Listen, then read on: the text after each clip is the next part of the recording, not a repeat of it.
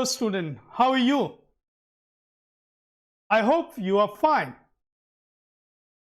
आज मैं आपको फोर लूप सिखाने जा रहा हूं, जहां फोर लूप कैसे यूज होता है, और साथ में आपको एक चैलेंज दे रहा हूं कि आप जो प्रोग्राम की लिस्ट में दे रहा हूं आपके सामने, उसको आप सॉल्व करें। क्वेश्चन नंबर 1,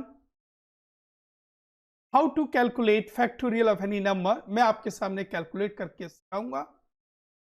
मैं आपको एक प्रोग्राम और सिखाऊंगा जिस तरह टेबल जनरेट करते हैं, लेकिन मैं चाहूंगा क्वेश्चन नंबर 2 आप पूरा सॉल्व करें। अगर आपको इसे सॉल्व करने में कुछ परेशानी होती है तो कृपया कमेंट करिए।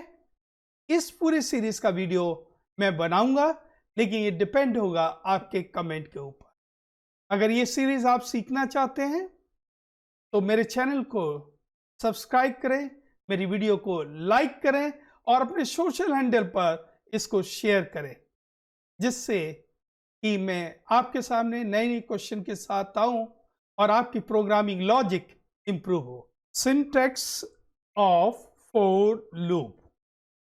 We write down for, then we write initialization.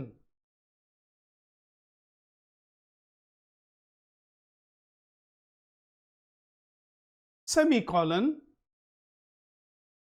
test condition.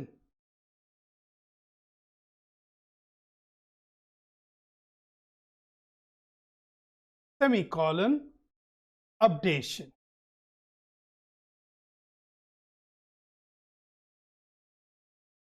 Statement.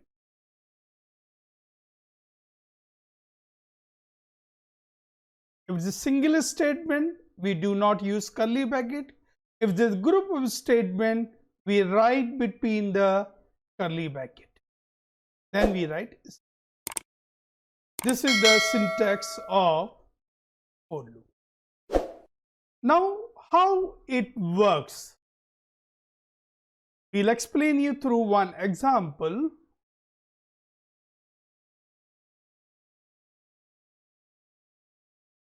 For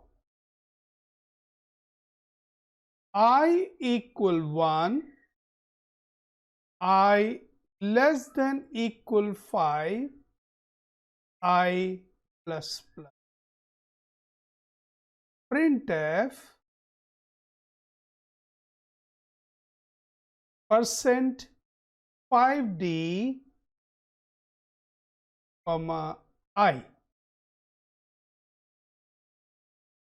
First time the initialization is done. This initialization is done first time, and this statement execute only once. So this statement execute only once. This means I equal 1. Then condition is checked. This one. So this was the first statement, and this is second. 1 less than equal 5. Condition is true. Condition is true. Then this print statement is executed. The value of I is printed. The value of I is 1. Then updation is done now. The I value becomes 2. 2 less than equal 5, condition is again true. When condition is true, the statement is executed and 2 is printed. The value of I becomes 3. 3 less than equal 5, condition is again true. Then printf statement executed, 3 is printed. The value of 5 becomes 4. Then 4 is less than equal 5, condition is true. 4 is printed, the value of I becomes 5. 5 is less than equal 5, condition again true, 5 is printed. The value of 5 becomes 6.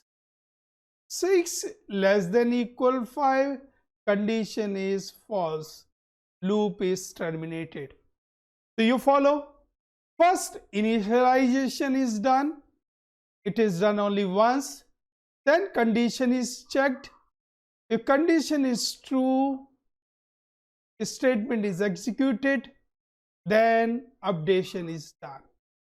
This continue as long as condition is true. Now we'll see another example.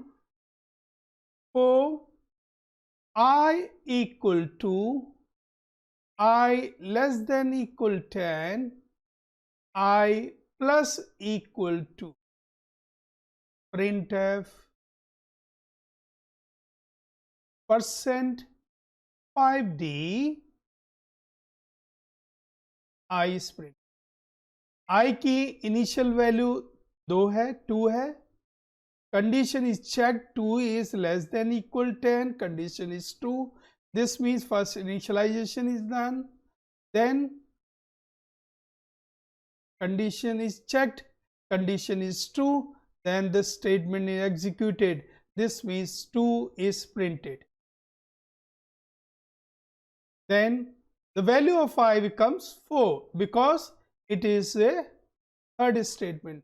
So you follow, first initialization is done, उसके बाद condition check हुआ, condition check होने के बाद statement print हुआ क्योंकि condition true थी, उसके बाद अपडेशन हुआ, आई की वैल्यू 4 हो गई, 4 less than equal 10, condition is true, 4 is printed out. उसके बाद आई की वैल्यू क्या हो गया, आई की value now it becomes 6, 6 less than equal 10, condition true again, उसके बाद 6 प्रिंट हो गया, अब आई की वैल्यू क्या हो गई, 8 हो गई, then 8 less than equal 10, condition is true, 8 is printed out, the value of I becomes 10, 10 is less than equal 10, condition is true, again statement executed, 10 is printed. The value of I becomes 12, 12 less than equal 10, condition is false, loop is terminated. So this way we have even number. I hope you have understood how this loop works. Now comes to VS Code and see how we execute this program. Click on Visual Studio, click on New File, Factorial, factorial.c. So we'll make this program factorial day. So the question is, write a program to calculate factorial of any number input by the user. We write, हम लिखते हैं hash include stdio.h। सबसे पहले हमने header file लिया, उसके बाद int main लिखा, उसके बाद कर्ली ब्रैकेट लगाया, यहां हमने वेरिएबल को डिक्लेयर करा।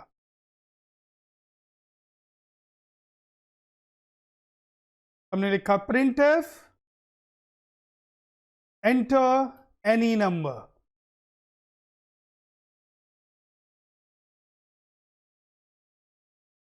scanf %d ampersand n, एक नंबर जो था हमने n में इनपुट लिया, वो नंबर 5 हो सकता है, 6 हो सकता है, 7 हो सकता है, कोई भी नंबर हो सकता है। अब हमें फैक्टोरियल कैलकुलेट करना है, तो हम लिखेंगे for I equal n, I greater than equal 1, I minus minus। f equal f multiply by i। Initial value of f हमने क्या लिया है, 1 लिया हुआ है क्योंकि हम मल्टीप्लाई कर रहे हैं। अब हम लिखेंगे print f new line factorial of %d equal %d n comma f semicolon return 0। तो this is a factorial program. हमने एक नंबर को इनपुट लिया और फैक्टोरियल कैलकुलेट करा। हम इस प्रोग्राम को अब कंपाइल करेंगे।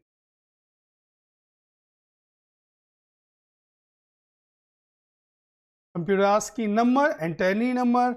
I given 5. Factor of 5 equal 120. Just you see here. ये 5 का फैक्टोरियल है। हम कोई और दूसरा नंबर इनपुट करेंगे। अब मैंने दिया 6। Factor of 6 equals 720. So this is how the factorial is calculated. अब हम एक दूसरा प्रोग्राम बनाएंगे, न्यू फाइल। अब हम बनाएंगे table f.c। The question is write a program to generate table of any number।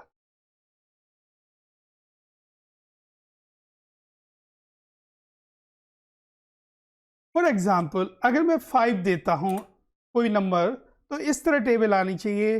5 into 1 equal 5, 5 into 2 equal 10। इस तरह आपकी टेबल आनी चाहिए। 5 into 10, table of 5 equal 50 up to 50। तो like this we want to generate. उसके लिए हम header file लेंगे, हैश इंक्लूड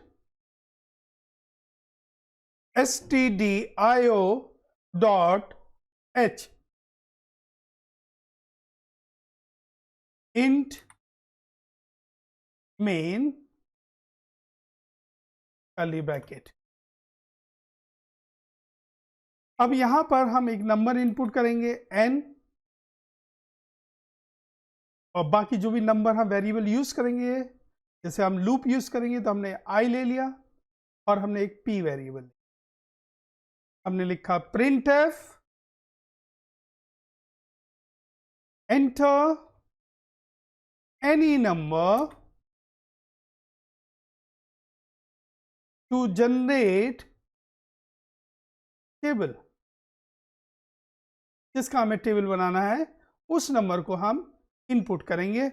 वो मैसेज हमने दिया है। अब स्कैनअप से उस नंबर को हम इनपुट लेंगे, स्कैनअप %d, और यहां हमने लिया m%n। अब हमने नंबर इनपुट ले लिया जो n के अंदर आएगा।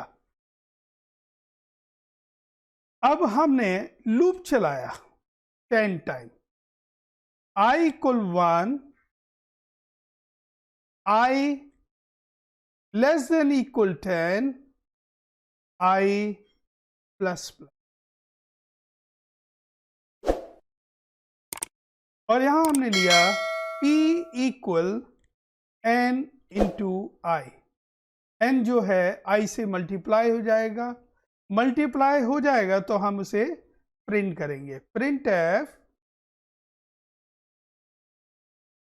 न्यू लाइन, नेक्स्ट लाइन में %d, यहाँ 5 प्रिंट होगा, जो भी नंबर होगा वो %d यहाँ पर होगा। उसके बाद हमारा इनटू साइन आएगा, उसके बाद हमारा जो नंबर आएगा %d, उसके बाद इक्वल साइन आएगा, उसके बाद अगेन %d हमारा इस तरह आएगा। तो यहाँ हमारा आएगा n, i, p। तो n की वैल्यू %d यहाँ सब्स्टिट्यूट होगी और i की वैल्यू इधर सब्स्टिट्यूट होगी और p की वैल्यू यहाँ सब्स्टिट्यूट। अब हमने यहाँ पर सेमीकोलन लगाया और उसके बाद हमने यहाँ लिखा रिटर्न 0। तो ये हमारा प्रोग्राम है। किसी भी नंबर का हमें टेबल जनरेट करना है तो उसके लिए हमने ये प्रोग्राम बनाया। अब हम रन करते हैं इस प्रोग्राम को। कंप्यूटर नंबर पूछ रहा है, मैंने दिया 5 और देखो 5 का टेबल आ गया। 5 into 1, 5 into 2, 5 into 3, 5 into 4 and so on the table of 5। मैं दोबारा इसको रन करता हूँ, प्रोग्राम को कंपाइल करता हूँ। Computer asking number I given 16, you see the table of 16 on the screen.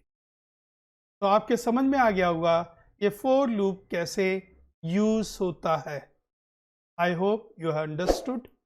Thank you very much.